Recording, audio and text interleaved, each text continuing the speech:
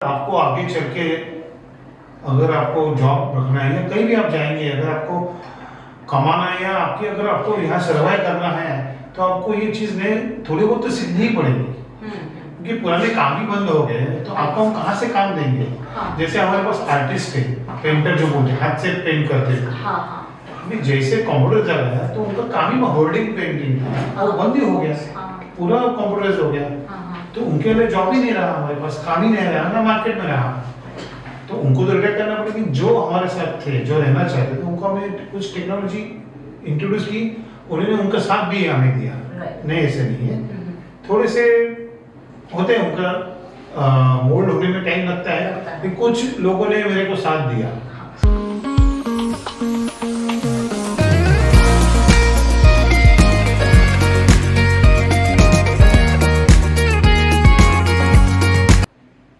नमस्कार, मैं नैना नाइक। मेरे YouTube चैनल पे आपका सबका स्वागत है। ये YouTube चैनल है MSME के HR डेवलपमेंट के लिए। MSME employees nurture and culture, इसके लिए आपने देखा होगा मेरे YouTube चैनल पे आज तक जितने भी वीडियोस आए हैं वो इसके लिए है कि आपके HR को, आपके ह्यूमन रिसोर्स को, आपके एम्प्लॉइज को आप किस तरह से सहायता कर सके कि वो आपकी ग्रोथ में आपकी हेल्प कर सके। इसके लिए 12 वीडियोस बनाए हैं। आप अगर घर में बैठ के भी, आपके ऑफिस में बैठ के भी ये ट्रेनिंग ले सकते हैं और आपका HR डिपार्टमेंट बना सकते हैं। फिर हमने ये देखा है कि एम्प्लॉइज के साथ काम करते हुए बहुत सारी समस्याएं आती है। कॉर्पोरेट में तो HR डिपार्टमेंट्स होते हैं, उनके ऑलरेडी लोग होते हैं कि जो कि आपके एम्प्लॉइज की सहायता करें। लेकिन MSMEs के पास जहाँ पर 50 लोग हैं, 100 लोग हैं और जिनके पास HR डिपार्टमेंट ही नहीं है, वहाँ पर ओनर को ही या फिर टॉप मैनेजमेंट को ही HR की भूमिकाएं करनी पड़ती है। तो ये भूमिका करते वक्त अगर आपकी कोई दिक्कतें आती है तो उसके लिए हमने ये पॉडकास्ट शुरू किया है। और इस पॉडकास्ट के लिए आपने अच्छे सुझाव भी दिए हैं, आपने बहुत सारे क्वेश्चंस भी पूछे हैं। आप जिस विषय को पूछ रहे हैं, जिस विषय को मांग रहे हैं, उसी तरह से जो स्टॉलवर्ड्स हैं इंडस्ट्री में उनको हम बुला रहे हैं, जिन्होंने एम्प्लॉइज के साथ काम किया है, जिनके केस स्टडीज है, उनको आपके सामने ला रहे हैं। तो दुनिया के किसी भी कोने में अगर मेरे भारत के भाई बहन हैं जिनका व्यवसाय है और वो अगर उसी तरह की प्रॉब्लम को टैकल करना चाहते हैं तो वो इसका उपयोग कर सके, इसलिए ये पॉडकास्ट हम आपके सामने ला रहे हैं। हम आज जो जिनसे मिलने जा रहे हैं उनकी जो कंपनी है, उनकी जो ऑर्गेनाइजेशन है, वो 10 या 20 साल नहीं, 125 साल पुरानी है। तो हम जानते हैं और मिलते हैं उनसे जिन्होंने ये जो उनकी कंपनी है 125 साल की वो चलाई है। हम मिलते हैं प्रशांत पांडवकर जी से। नमस्ते। नमस्ते। नमस्ते। बहुत बहुत धन्यवाद हमारे शो में आने के लिए। और हम सब मिलके MSMEs के जो भी HR रिलेटेड प्रॉब्लम है उसको सुलझाने में हम उनकी मदद करेंगे। और आप, क्योंकि मैं आपको जानती हूँ और आपने किस तरह से अपने एम्प्लॉइज को संभाला हुआ है ये मैंने देखा हुआ है, और वो मैं दुनिया के सामने लाना चाहती हूँ कि इस तरह से की समस्या अगर उनकी हो तो वो भी उनके जो भी प्रॉब्लम्स है उसको हल निकाल सके। तो प्रशांत पांडवकर जी है, मुक्तागिरी एंड सन्स, ये इनके ऑर्गेनाइजेशन का नाम है। इसके बारे में और ज्यादा जानने के लिए मैं प्रशांत जी को ही कहूंगी कि प्लीज आपके ऑर्गेनाइजेशन का परिचय हमारे दर्शकों को दीजिए। जरूर। नमस्ते, मेरा नाम प्रशांत पांडवकर, मेरे फर्म का नाम है मुक्तागिरी एंड सन्स, जिसको पेंटर के नाम से पहले जाता था। हमारे दादाजी ने, मुक्तागिरी जी ने 1905 मतलब 1905 में ये कंपनी शुरू की थी गिरगांव में। आज 125 साल पूरे हो और मैं 3rd जनरेशन ये कंटिन्यू बिजनेस कर रहा हूँ। आज 125 लेगेसी जो हम साथ में लेके चल रहे हैं उसमें काफ़ी चढ़ा उतार आया है, काफ़ी लेबर, काफ़ी कुछ हमने, मैं इसमें से गया हुआ, मैं लेबर इश्यूज क्या है, लेबर प्रॉब्लम क्या है, सॉल्व करते करते आज यहाँ तक आया हूँ और आगे भी चलते रहेंगे। ग्रेट। तो आपको मेरे शो में मैंने बुलाया ही इसके लिए है कि आज का हमारा विषय जो है वो है टीम वर्क। अब टीम वर्क में जो हम काम करते हैं, जब टीम के साथ काम करते हैं तो जब मैं कहती हूँ कि हमारा ये जो पॉडकास्ट है वो है एम्प्लॉयज कल्चर एंड नर्चर के लिए, तो एक अच्छा कल्चर हमको अपने एम्प्लॉयज को देना है और उनको नर्चर भी करना है। तो इसके लिए ये बहुत जरूरी होता है कि अपने जो पुराने एम्प्लॉयज है उनको हम नए एम्प्लॉयज के साथ कैसे जुड़े, या क्या हम पुराने एम्प्लॉयज को ही कंटिन्यू करें, या फिर उनको पुराने एम्प्लॉयज को हम कहें कि भाई अभी हम आपके साथ काम नहीं कर सकते, हम नए एम्प्लॉयज के साथ काम करेंगे। तो ऐसा करना जरूरी है, ऐसा आपको लगता है? इसमें दो पहलू है। जैसे मैंने ज्वाइन किया था बिजनेस 1986 में, तभी हमारे पिताजी साहब ने बड़े भाई साहब थे, तो तभी ओल्ड जो जिनकी उम्र हो चुकी थी अबाउट 50-55 वो लोग साथ में थे, जिन्होंने 30-40 साल हमारे साथ काम किया हुआ है, तो उनको निकालने का कोई सवाल नहीं था। और जैसे मैंने ज्वाइन किया है उसके बाद 2-3 साल के बाद पूरा बिजनेस समझने के बाद न्यू टेक्नोलॉजी लाने के लिए मैंने नए लोगों को, नए स्टाफ को इंट्रोड्यूस किया। जैसे तभी कंप्यूटर्स आ गया या डिजिटल आ गया, तो उस हिसाब से पुराने लोग को ट्रेडिंग देके करवाना ये थोड़ा सा मुश्किल था, क्योंकि उनका एक कैपेसिटी होता है, उनका एक थॉट प्रोसेस होता है, उसको इमीडिएट चेंज तो कर नहीं सकते। इसलिए मैंने नए लोगों को इंट्रोड्यूस किया और दोनों के साथ काम किया। नो डाउट काफ़ी तकलीफें आई, काफ़ी इश्यूज आए, लेकिन आस्ते आस्ते जैसे कि नए लोग आए, यंग जनरेशन आए, वैसे ओल्ड लोगों को हमने आस्ते आस्ते रिटायर हो गए, क्योंकि उनका उम्र हो गई थी, क्योंकि जैसे उसको मर्जिंग प्रोसेस कहते हैं। तो तकलीफ तो हुई, लेकिन रिजल्ट इतने खराब भी ना आए, एक्सपीरियंस काफ़ी अच्छा रहा। प्रॉब्लम तो हमने काफ़ी फेस किए उसमें, क्योंकि पुराने जो लेबर रहते हैं या उनका थिंकिंग होता है कि हम ऐसे ही करेंगे, हम नहीं चेंज होंगे, क्योंकि हमें अभी हमारी उम्र नहीं है सीखने की। अच्छा, ऐसा उनको लगता था। तो मैंने कोशिश की, तो उसमें ये मुझे जाना कि ये लोग को उनके ऊपर काम करने से ज्यादा अच्छा कि नए लोगों को काम करे और उनको उनके हिसाब से जैसे उम्र के वैसे उनको रिटायर करे, क्योंकि मुझे भी मार्केट में रहना है, मुझे भी लेटेस्ट सर्विस, लेटेस्ट टेक्नोलॉजी देनी है, उसकी सर्विस देनी, तो मैं मार्केट से आगे जाऊंगा। और मुझे सर्वाइव करना है तो मुझे ये चेंजेस करना जरूरी है। वो हिसाब से मैंने एक एक स्टेप लेते गए। एक होता है असहयोग, कि उनको नहीं चेंज होना है, उनको काम ही नहीं करना है, उनको वही करना है जो उनको अच्छा लगता है, राइट। दूसरा होता है कि उनकी असमर्थता है, जैसे उनको लगता है कि ये मैं नहीं सीख पाऊंगा, अब मेरी उम्र हो चुकी है। तो ये दो बातें हैं, तो इसको आपने उनको समझाने में, जैसे कुछ लोग होंगे कि जो अच्छा काम करते हैं लेकिन उनको जस्ट बिकॉज उनको कोई नई टेक्नोलॉजी में वो असमर्थ है करने के लिए, तो क्या आप उनको आपने उनको मोटिवेट कैसे किया, जो एम्प्लॉय पुराने थे उनको मैंने यही कहा, अगर आपको आगे चल के अगर आपको जॉब रखना है या कहीं भी आप जाएंगे, अगर आपको कमाना है या अगर आपको यहाँ सर्वाइव करना है, तो आपको ये चीज ने थोड़ी बहुत तो सीखनी ही पड़ेगी, क्योंकि पुराने काम ही बंद हो गए, तो आपको हम कहाँ से काम देंगे।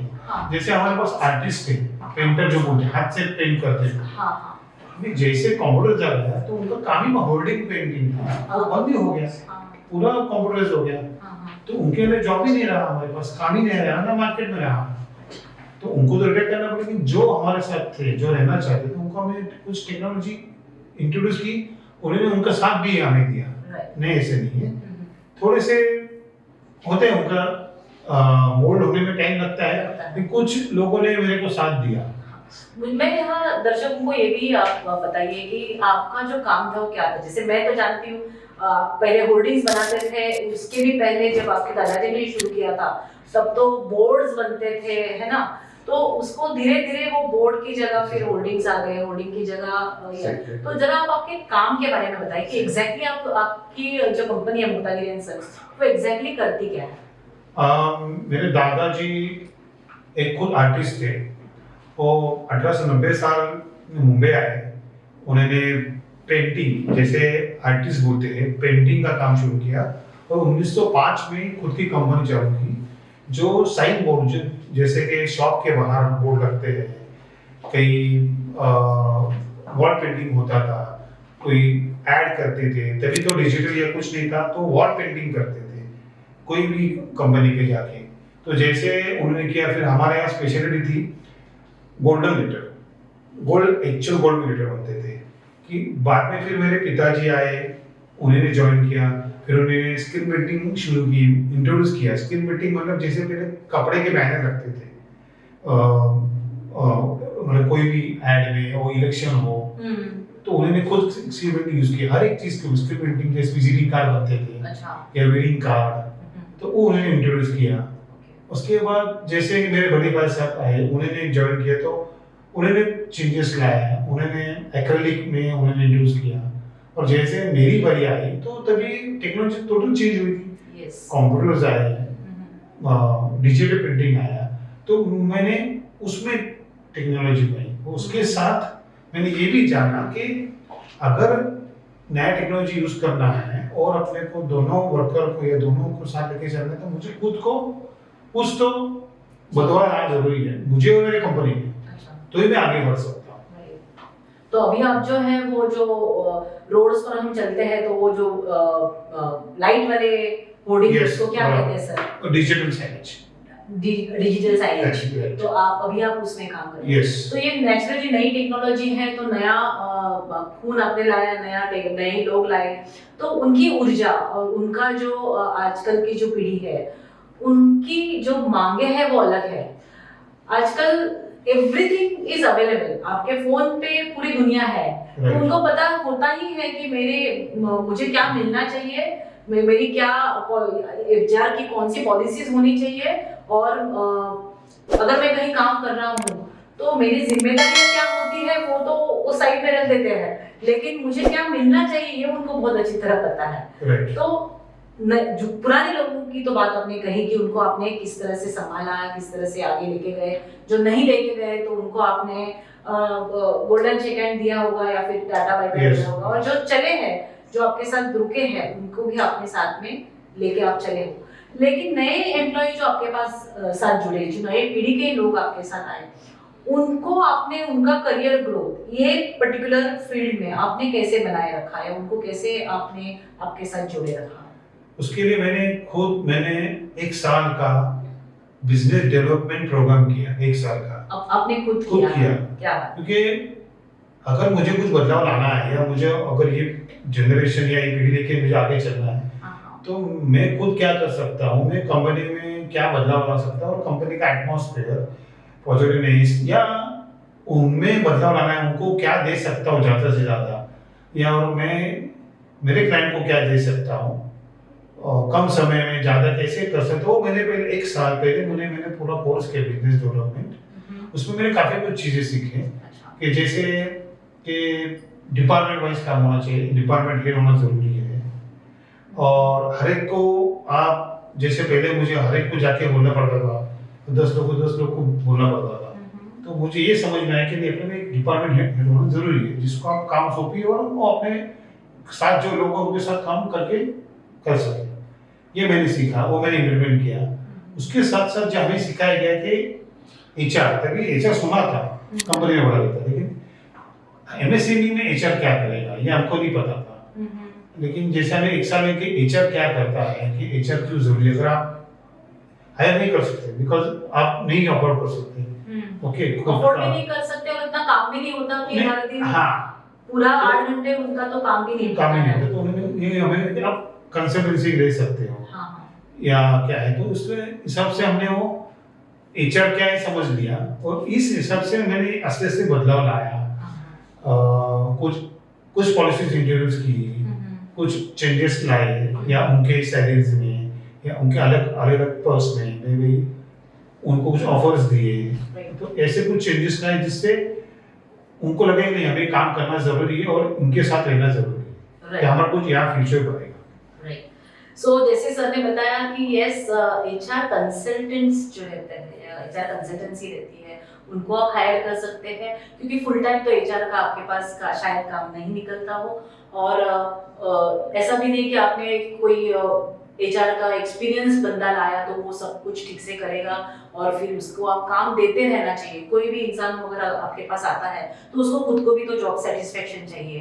तो एक कोई आपके पास इतना अगर काम नहीं है तो कोई एचआर कंसल्टेंसी ही बुला लीजिए, कोई आपके पहचान का कोई है तो अच्छी बात है, और उससे वो सारी बातें कर लीजिए। जैसे जेडी हो गया, जॉब डिस्क्रिप्शन, वो बना लीजिए, पॉलिसीज बना लीजिए, टर्म्स एंड कंडीशंस होते हैं, कंपनी की अलग अलग पॉलिसीज होती है, जैसे लीव पॉलिसी है, ज्वाइनिंग फॉर्मेलिटीज है, एग्जिट फॉर्मेलिटीज है। ये सारी बातें हमने पहले वाले वीडियोस में डिटेल में बताई भी है, तो आप उसका इस्तेमाल भी कर सकते हैं।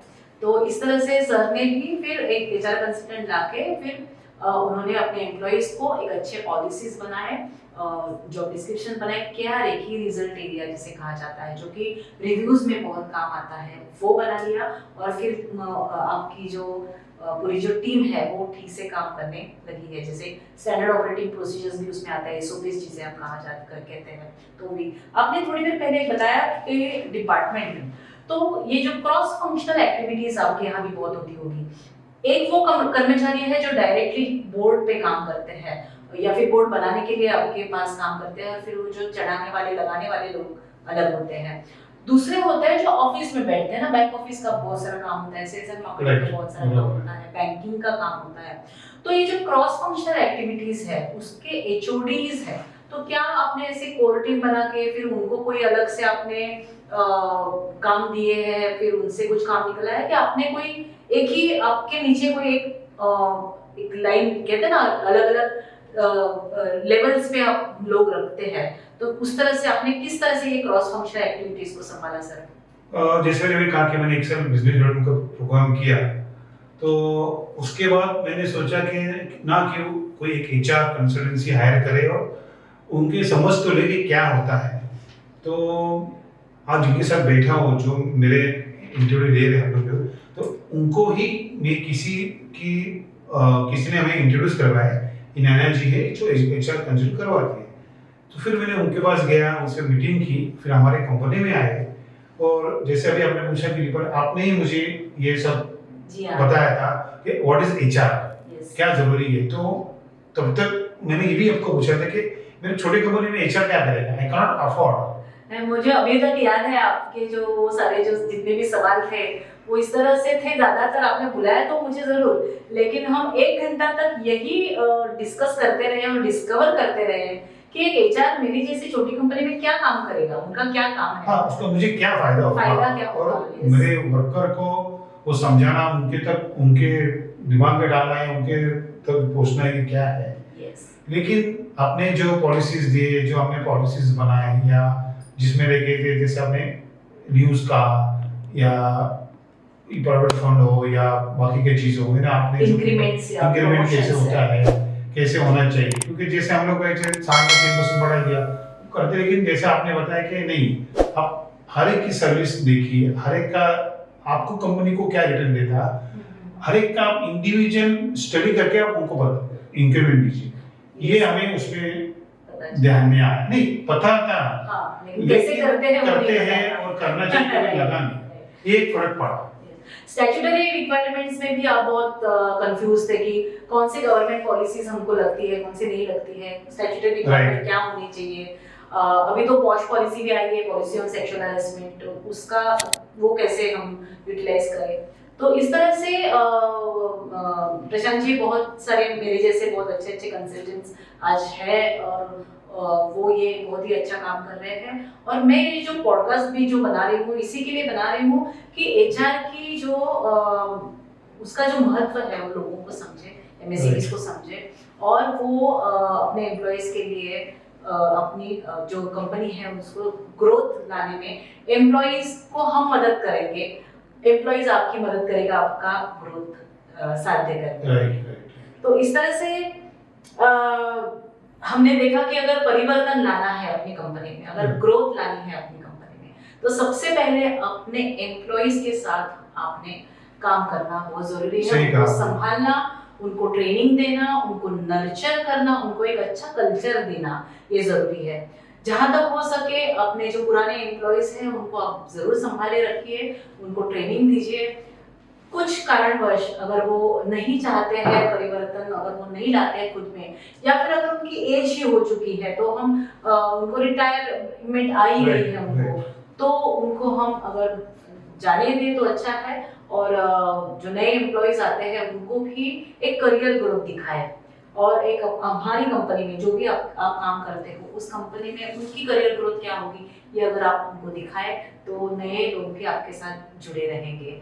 तो ये थे Prashant ji, thank you so much for your time, और आई एम श्योर कि जो भी एमएसएमईज मेरे भाई बहन देख रहे हैं तो उन्होंने अपने अपने पॉइंट जो भी इस चर्चा के अंतर्गत आपको आए होंगे, समझे होंगे, वो आपने नोट डाउन जरूर किए होंगे। तो thank you so much for being with us. Thank you Prashant ji. आप थैंक यू। यस, सो जुड़े रहिए और ये वीडियो आप भी देखें और आपके दोस्तों को, आपके परिवार वालों को और आपके जो भी बिजनेस के फ्रेंड्स हैं उनको भी फॉरवर्ड कीजिए। धन्यवाद, आपकी आज्ञा लेती हूँ। नैना नाइक, नया लक्ष्य HR management consultancy. Thank you.